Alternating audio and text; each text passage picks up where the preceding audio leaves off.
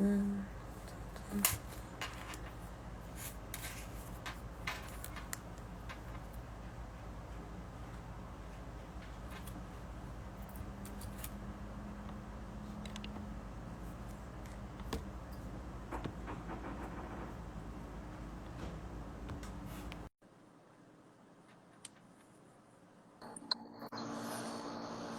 aí, Júlio? Boa noite, Roberta. Tudo bom? Boa noite, tudo bom? Tudo jóia. Conectou aí certinho? Acho que agora tá me ouvindo bem? Tô te ouvindo. E aí, Tá. como foi de feriado? Tô bom, graças a Deus. Descansei um pouco. E você? Descansar é bom demais depois de um certo tempo. Ah, esperar o pessoal entrar aí. Ver se tá chegando o áudio certinho pra todo mundo. Tá bem limpo, tá bem tranquilo. Tá, né? Aham. Esperar uns minutinhos só até o pessoal entrar um pouco. Aí a gente dá início aqui no assunto de hoje. Beleza. Pra quem tá chegando, essa aqui é mais uma live aí que o grupo Atomy tá promovendo. Mais uma daquele hall de lives que a gente está fazendo, né, Júlio? Elas vão ter fim, acho que, se eu não me engano, em dezembro, né? Segunda semana de dezembro. Segunda semana de dezembro. Cada live a gente traz um assunto que faz parte de um dos módulos que vai ser ofertado em um curso aí da Atomy, tá?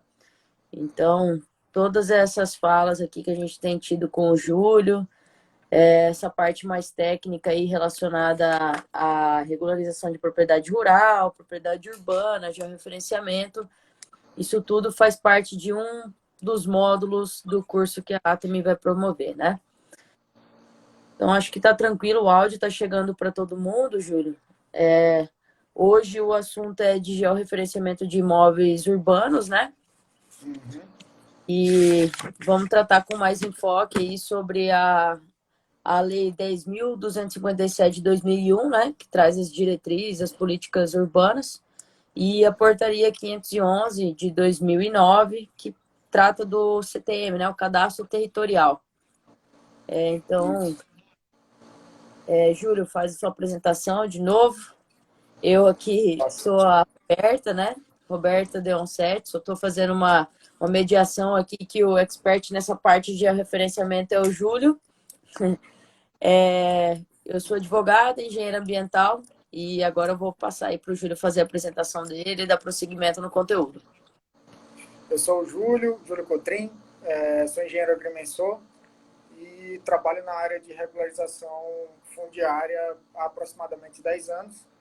E como a Roberta falou, esse rol de lives que estamos fazendo é para esboçar, né, fazer meio que um briefing do que o curso, do que a gente almeja do curso, e para vocês sentirem o quão é necessário saber esses parâmetros das regularizações fundiárias e saber também esse aspecto da multidisciplinaridade, né, Roberta? Entender que sozinho o engenheiro não consegue trabalhar a fundo na regularização fundiária, assim como o advogado ou o representante da parte jurídica também não tem todas as peças do quebra-cabeça, né, desse processo administrativo, judicial ou técnico que envolve a regularização fundiária, seja ela urbana ou rural. Perfeito. Como a Roberta falou agora no começo, duas dois importantes instrumentos jurídicos que nós temos para essa gerência, essa compreensão da regularização e, consequentemente, do georreferenciamento dos imóveis urbanos, é exatamente a Lei 10.257 de 2001 e a Portaria 511 de 2009. Uma, ela tenta trazer uma estrutura em que essas diretrizes comportem o que, o que de fato representa o parcelamento do solo, o que de fato são as aglomerações urbanas e como que elas podem ser divididas e mais do que isso, como que elas podem ser melhor gerenciadas, sendo detalhadas a um ponto de vista administrativo. A outra, ela tenta fazer a organização mais técnica. As diretrizes são para o cadastro técnico multifinalitário, que a gente chama de CTM, ou em alguns casos até cadastro territorial.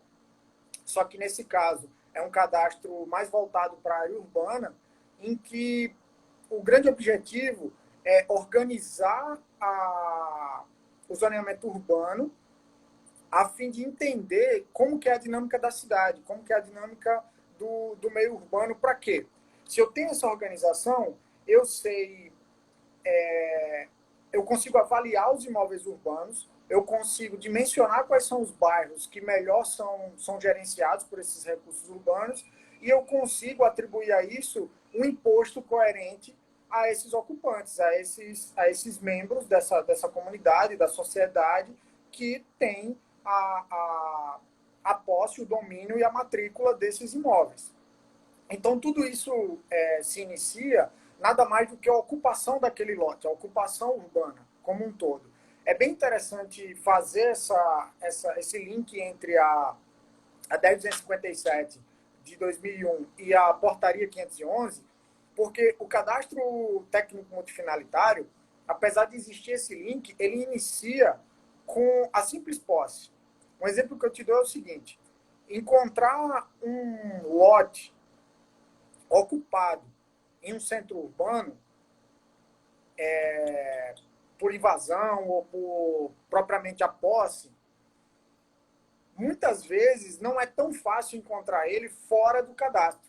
E eu vou te explicar o porquê. O mínimo de estrutura ele tem que ter. Então, por exemplo, muitas vezes você encontra um lote que não está regularizado, mas ele tem água e energia disponível. Se ele tem água e energia disponível, então ele tem um mínimo de cadastro, porque ele tem um endereço. Pode ser um endereço fictício, certo? Ou um endereço de referência, porque provavelmente, se esse lote não está regularizado, o bairro em que ele comporta, ou a zona em que ele está localizado, também não está regularizado. Então, não existiria CEP, nem existiria nome de rua ou denominação daquela localidade. Mas o mínimo ele teria, que seria água e energia. Se ele tem água e energia, o cadastro ele pode se iniciar. Então, assim, a portaria 511, pela organização do cadastro, esse impulso que ela dá a essa organização, ela é fácil de ser compreendida, porque ela encara tudo que é físico, tudo que é visual. Já a 10.257 de 2001, ela entende melhor essa complexidade do ponto de vista administrativo jurídico. Ou seja, aquela posse, se ela não está regularizada, ela teria que passar por um processo de regularização para ela ser compreendida dentro do parcelamento do solo. Por quê? Porque se ela não está regularizada, ela não pode ser incluída na planta genérica de valores, que, por sua vez, vai cobrar um imposto sobre aquela ocupação. Entende a diferença, Roberto? Perfeito. Até para situar aqui, Júlio, antes, tem bastante pessoas entrando aqui agora, a gente já tem uma pergunta também sobre esse assunto, mas só para situar aqui o pessoal que tá chegando, a live de hoje é de georreferenciamento de imóveis urbanos, né? O Júlio deu início aqui na discussão sobre a Lei 10.257 de 2001, de políticas e diretrizes urbanas, e também na portaria 511 de 2009, né, que é do Cadastro Territorial CTM. Então, a gente está fazendo algumas discussões aqui em relação a essas propriedades, e a gente já tem uma pergunta aqui, Júlio, né? Quero lançar essa pergunta aqui e lembrar também que essa é uma live dos conjuntos de lives que a gente está fazendo sobre esse assunto, né? Mais ligado à ferramenta de referenciamento, que vai ser um dos módulos propostos aí por um curso futuro pela Atami, tá? Então, Júlio, só para soltar a pergunta aqui, foi questionado se pode aplicar o IPTU progressivo no tempo de maneira mais eficaz com delimitação precisa. Eu vislumbrei ali que na 10.257 tem essa previsibilidade do IPTU progressivo no tempo, né? Uhum. Isso. O que é bem interessante de se preocupar é É possível, sim, aplicar, porque com a gerência você consegue compreender a propriedade, a dinâmica dessa propriedade. Um exemplo que eu te dou é o seguinte, é fácil notar que na tabela do IPTU, a planilha de cobrança, ela difere do lote vazio, certo? Esse já regularizado, esse com matrícula. A matrícula de um terreno, por exemplo, de uma matrícula de um lote urbano vertical, ou até mesmo horizontal, só que com a construção predial, certo? Geralmente, as cidades cobram muito mais caro para a alíquota de imposto para os terrenos vazios, para incentivar a construção, para incentivar a dinâmica da cidade, para incentivar o avanço, né, daquela região, principalmente em bairros novos.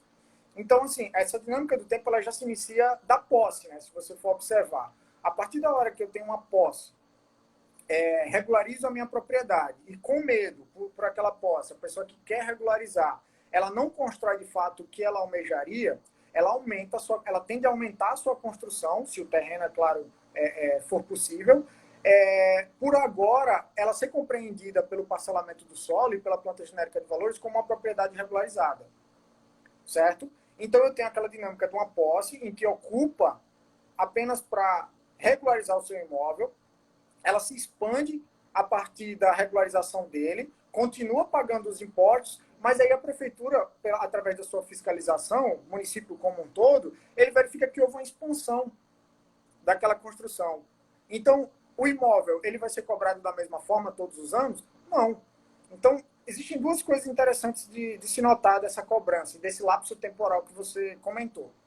Primeiro, o imóvel, a região que o imóvel está localizado, houve um aumento com relação ao metro quadrado construído?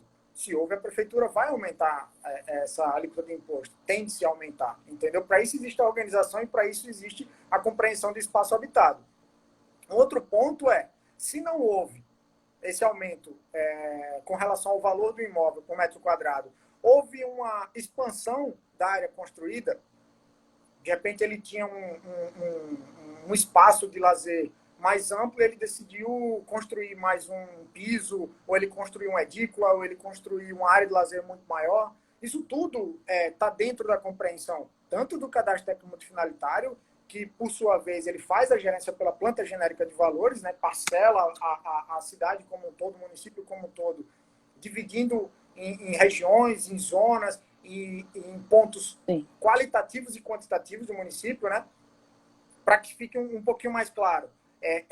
Esse aumento essa valorização do imóvel, ela está associada à rede de iluminação pública, à entrega de serviços, ao nível de acesso, como asfalto, drenagem, saneamento básico. Então, assim, tudo isso é atrelado a localização desse imóvel. E nada mais preciso do que ter o georreferenciamento associado a essa planta genérica de valores. O que, por lei, é uma premissa. Sem o georreferenciamento do município, dividido por essas zonas, até que chegue na definição do lote, fica quase que impossível definir essa planta genérica de valores. Então, esse lapso temporal é sim possível, porque a prefeitura vai saber o quanto que esse imóvel evoluiu de X anos para frente, X anos para trás, entendeu? Inclusive, é possível, em uma boa gestão, notar se em algum ano a cobrança desse imposto foi indevida. Correto. Certo? Certo. Respondida a pergunta, para o pessoal aí que tiver alguma pergunta sobre o assunto, pode mandar aqui, que conforme for surgindo, a gente vai respondendo também, tá? Júlio, entrando um pouquinho na seara jurídica, essa questão de zoneamento urbano, a gente sabe que as zonas são divididas ali por percentuais, né? Porcentagem de parte residencial, parte comercial, e já ocorreu caso, né? Eu já tive um caso desse jurídico em que um imóvel comercial foi aprovado aí numa zona puramente residencial. E aí surgiram aí conflitos com questões ambientais, principalmente visuais, né? Até questões de audição, porque tem um determinado parâmetro que pode se chegar, né? Justamente por isso que é um bairro residencial. Como que funciona essa parte de zoneamento aí, comercial, residencial, na parte de georreferenciamento? Então, o que que acontece?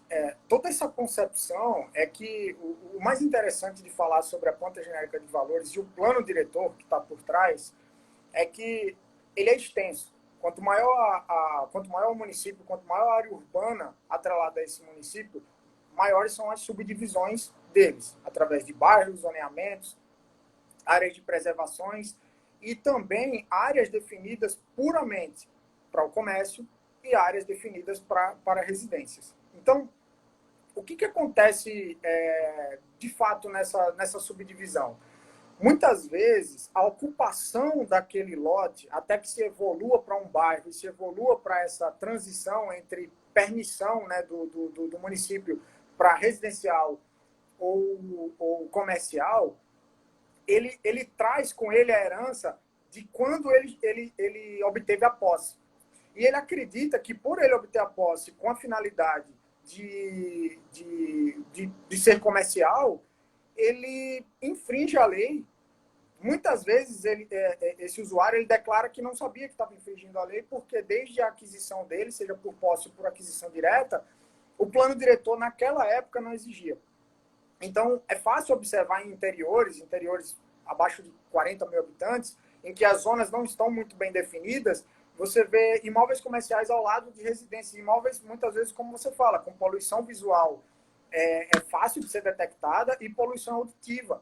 Então, assim, tudo isso tem que ser fiscalizado pela prefeitura, porque existem até regrinhas associadas aos impostos e às multas atreladas à quantidade de material dessa poluição visual e a quantidade de empecilho associado à emissão de sons, né, de produção audiovisual associada àquela propriedade. Então, essas zonas das cidades são bem associadas ao plano diretor, mas ela tem também esse entre aspas, pecado do lapso temporal.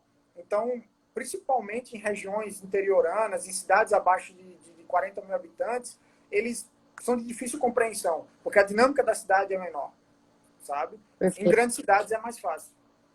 Essa questão até do lapso temporal, Júlio, nós sabemos que tem também bastante divergência ainda na área urbana de propriedades cadastradas como propriedade rural, né? E não como propriedade urbana. E a gente sabe que, principalmente falando aí de uso capião, a gente tem diferença no tempo de, vamos dizer, de posse, né? De uma propriedade rural para uma propriedade urbana, para questões, para fins do capião, né? E como que funciona o cadastro para esse fim específico, né? Então, existe esse cadastro que ele entende que a propriedade está sendo regularizada e que, apesar dela estar numa região urbana, sendo declarada como rural, essa transformação de propriedade está em processo, mas também existe alguns casos em que a propriedade, isso acontece muito em regiões de arrecadação federal e em regiões de projetos de assentamento, sejam do estado ou federal. Esses projetos de assentamento, como são rurais, às vezes o entendimento de que uma região específica do assentamento é considerada como zona urbana é de difícil compreensão, porque existem casos aqui em Mato Grosso que o assentamento fica a uma distância de 80, 100 quilômetros da sede do município. E as pessoas acreditam que, por estar longe da sede do município, essa região, por mais que tenham casas, que tenham postos de combustíveis, zonas de recreação, uma divisão de parcelamento do solo condizente a uma região urbana, ela não pode ser caracterizada urbana porque ela está dentro de um centro rural. Certo?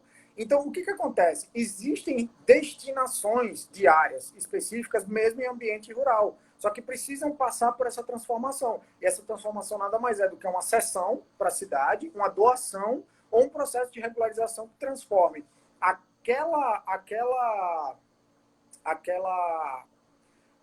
não é na minha cabeça está o lote, mas não é o lote, aquela fração destinada a um ambiente de transformação urbana, certo?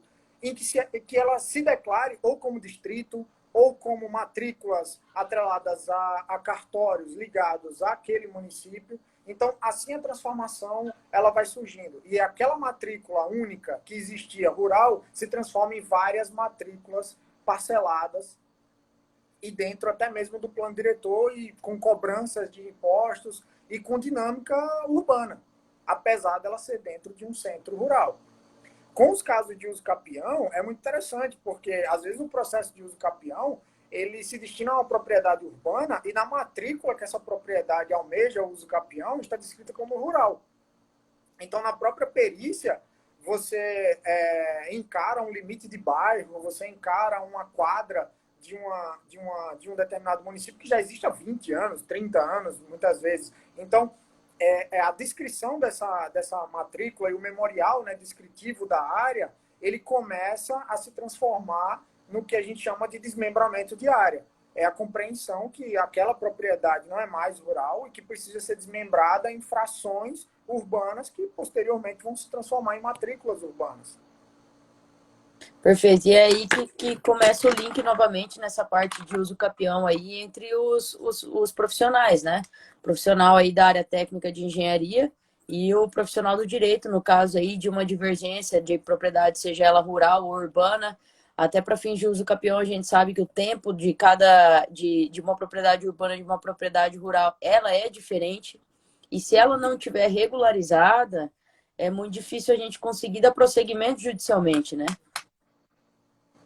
Recentemente eu vi um caso de um município que ele não era tão grande, era um município abaixo de 500 mil habitantes, mas que ele tinha quase 200 bairros associados à sua regularização como um todo e o seu plano diretor, exatamente porque regularizados existiam um montante, seus 50, 60 bairros, e o restante que estava associado a essa composição urbana eram de pequenas quadras, que eram sítios ou que eram pequenas propriedades rurais que foram comercializadas e fracionadas à própria vontade do usuário, do posseiro ou do detentor, e que aos poucos, como ele acreditou naquele mercado fracionário, lembrando que é ilegal, né, esse tipo de fração, ele necessitou de uma regularização urbana, tanto alguns casos pela prefeitura e outros casos através de regularização convencional administrativa por vias judiciais.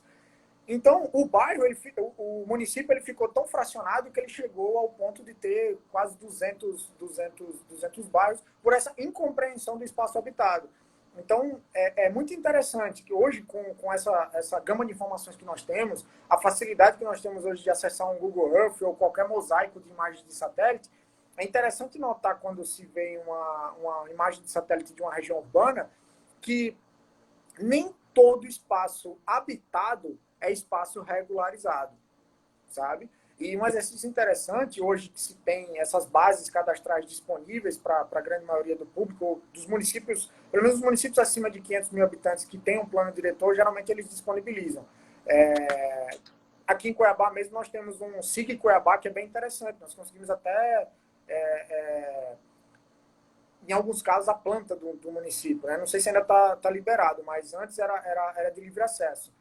Então, fazer esse exercício de comparar a divisão cadastral do município e o que você está enxergando naquela imagem de satélite é compreender exatamente isso que eu estou falando. Nem todo espaço habitado é espaço regularizado. E se o espaço não está regularizado, ele não tem matrícula. Se ele não tem matrícula, ele não pertence à planta genérica de valores. E se ele não pertence à planta genérica de valores, ele não tem arrecadação municipal. Certo. Para quem está pegando aí o andamento da live, só lembrando que esse aqui é um conjunto de lives que eu estou realizando aí, que o Grupo Atomy está realizando, principalmente com aspectos ligados a georreferenciamento, tá? Que é o que vai ser tratado em um dos módulos de um futuro curso aí que o Grupo Atomy vai estar apresentando. Então, a gente está com 25 minutos aqui de live, Júlio. Vamos lançar aí para o desfecho da apresentação de hoje, né? Parte de georreferenciamento de imóveis urbanos. Aqueles que tiverem perguntas, pode encaminhar aqui que a gente vai responder nesse finalzinho de tempo também. A gente já respondeu uma pergunta sobre o PTU progressivo no tempo. Aqueles que tiverem mais alguma pergunta aí da Lei 10.257 de 2001 e a Portaria 511 de 2009, são as duas normativas que a gente está levando como base para tratar do assunto de referenciamento de imóveis urbanos hoje, né? Então, vamos encaminhar para o desfecho, Júlio. E aqueles que Vamos. tiverem perguntas, a gente vai responder no caso surja também. Algo interessante que eu quero relatar aqui é que muitas vezes a gente fala do georreferenciamento, o pessoal fica perguntando, tá, mas o título dessa live, por exemplo, é georreferenciamento de imóveis urbanos. Só que tratar única e exclusivamente da parte técnica de referenciamento de imóveis urbanos, ele é vazio, né? Ele não dá para a gente tratar única e somente do aspecto técnico, né? Tanto que assim, a gente deixou aqui para o final para tratar desse assunto. A base hoje, a quantidade hoje de tecnologias que nós temos disponíveis para realizar a parte técnica de referenciamento de imóveis urbanos, eu posso citar o seguinte enfoque para você. Hoje, compreender o espaço, a dinâmica, a gestão e realizar todos esses procedimentos previstos do cadastro técnico multifinalitário, a organização do espaço habitado, o parcelamento do solo condizente com a realidade do usuário, é muito mais difícil hoje do que a aquisição propriamente dita do dado. Porque hoje nós temos a aerofotogrametria a nosso favor, nós temos sensoramento remoto, nós temos a topografia e geodésia, hoje com equipamentos super desenvolvidos para precisões milimétricas. Então, chegar ao usuário e detectar os seus confrontantes, a sua subdivisão de bairro, quadra, setor, lote, sabe? Desmembramento desse lote e todo o parcelamento condizente com o que é necessário para esse tipo de gestão, hoje não é dificuldade, entendeu? Hoje nós temos tecnologia disponível. Hoje, a compreensão do espaço habitado é que é um pouco difícil, devido à dinâmica das cidades, devido ao crescimento desordenado e devido a muitas cidades, acima de 20 mil habitantes principalmente, não apresentarem o mínimo do plano diretor. Então, se não tem um plano diretor, não tem como se pensar no avanço das cidades, até quando que essa cidade poderá evoluir, o porquê que ela vai evoluir, se ela pensar em uma futura zona industrial, algo do tipo, onde que será e o porquê que será ali, entendeu? Planejamento urbano como um todo. Então, isso é que, de fato, constrói o avanço de uma região urbana e a regularização desses imóveis urbanos, sabe? Eu acho que esse é um ponto crucial. E esse ponto crucial é exatamente essa dinâmica jurídica que existe por trás.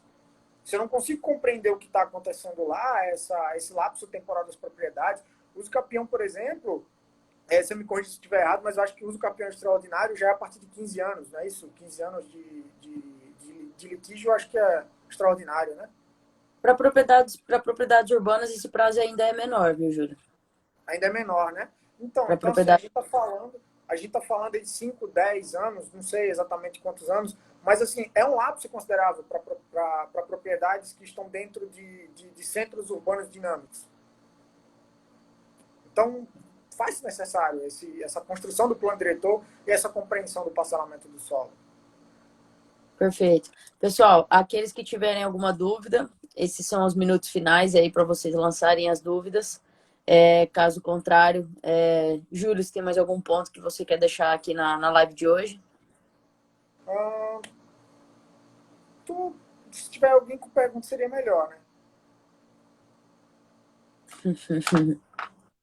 A gente lançou somente alguns pontos, tá, pessoal? A live é de uns 30 minutos. Os assuntos, eles são tratados de forma bem mais aprofundada dentro do módulo do curso. A gente já apresentou umas 4 lives, Júlio, sobre alguns assuntos ligados a georreferenciamento, regularização de imóvel rural, imóvel urbano. Hoje a gente está tratando sobre esse assunto. Ainda terão aí umas 3 ou 4 outras lives, né? Para dar uma pincelada em cada live de um assunto que é bem mais robusto, que é bem maior, que vai ser tratado dentro aí do futuro curso oferecido pela Atomy. Então, acredito que não tenha outra pergunta no momento, mas caso tenham alguma pergunta ou alguma outra sugestão, pode ser encaminhado no inbox também aqui do Grupo Atomy para a gente estar respondendo depois. Bacana.